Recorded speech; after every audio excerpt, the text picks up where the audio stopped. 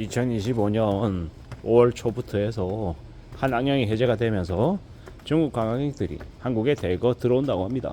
근데 이게 끝이 아니라 이게 시작이다라고 봐야 되는 거죠. 우리가 잘 알고 있다시피 한한령은 문재인 정부 때 사드 배치하고 난 이후에 중국에서 이제 되게 이제 한국 관련한 것들을 되게 멀리했죠.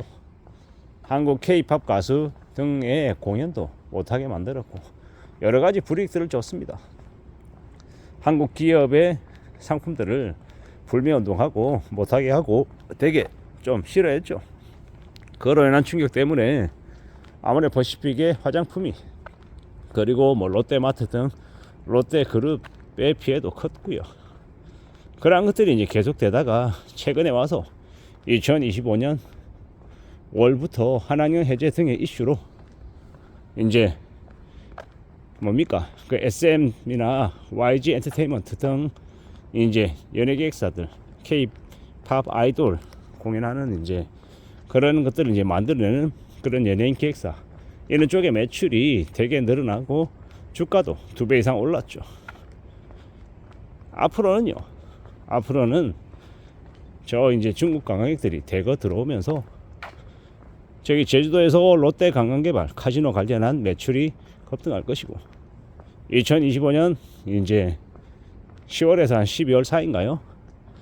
그 중국인 그 무비자 정책 시행하면서 또 그것 때문에 관광 쪽 관련해서 엄청난 이제 이득이 생기는 거죠.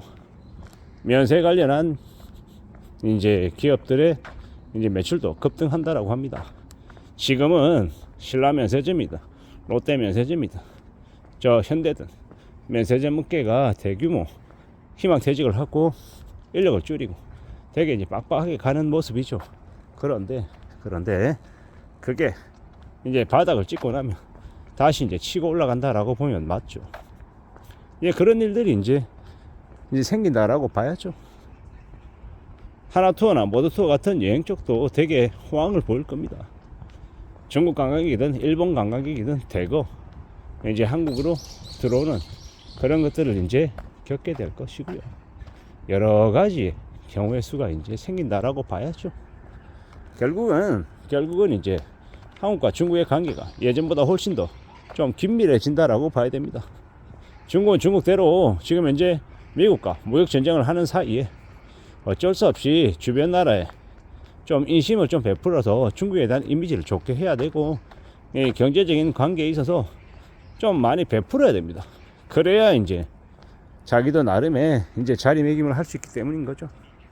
그런 것들을 좀 잘 생각해 보면 앞으로 우리에게 그 한한령 해제로 인한 중국 관광객 증가로 인한 이 수혜를 받을 수 있는 게 뭐가 있을까, 이런 것들 좀 따져보면서 지내는 게 괜찮죠. 그런 것들을 고려하다 보면 분명히 나름의 이득이 생긴다라고 제가 보는 겁니다. 앞으로 우리가 살아가는 시대에 우리가 살아가는 중에 여러 가지의 것들을 고려하며 지내는 게 제일 좋죠. 궁리해보는 게 제일 좋겠다라고 봅니다.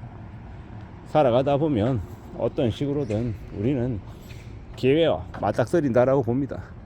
기회가 좀 더 생길 수 있을지 아니면 더 어려움이 생길 수 있을지는 우리가 천천히 지켜보는 게 좋을 것 같습니다. 확실한 건 2025년 하반기부터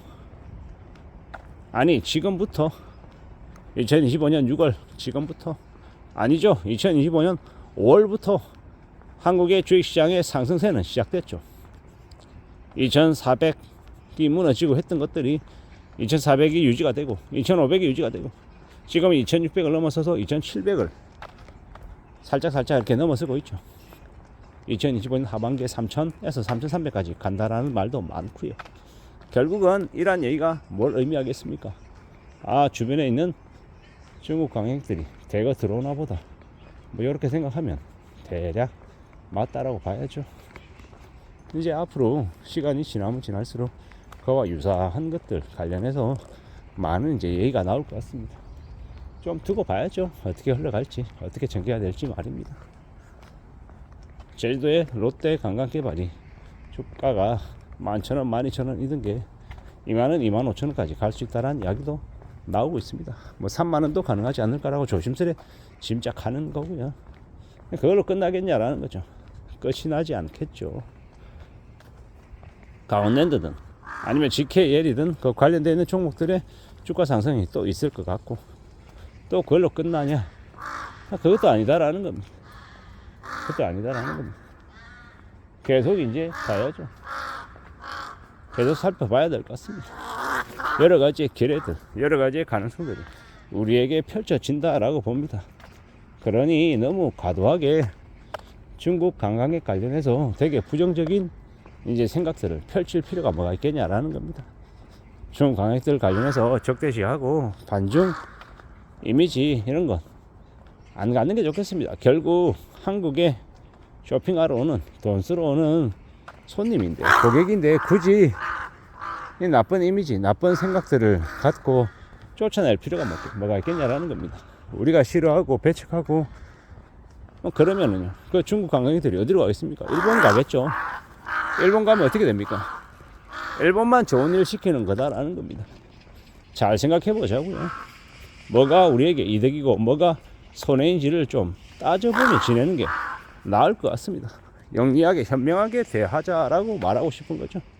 앞으로 우리가 살아가며 많은 것들을 경험하고 또 많은 생각들을 하게 될 건데, 좀 영리하게 접근하는 게 좋을 것 같습니다. 우리가 직장에서 일할 때 우리가 사람들이 전부 다 마음에 듭니까? 정말 좋습니까? 그렇지 않죠. 마음에 안 드는 사람 많고 미운 사람 많고 되게 재수없는 인간들도 있죠. 그런데 그렇다고 우리가 그거 다 티내면서 삽니까?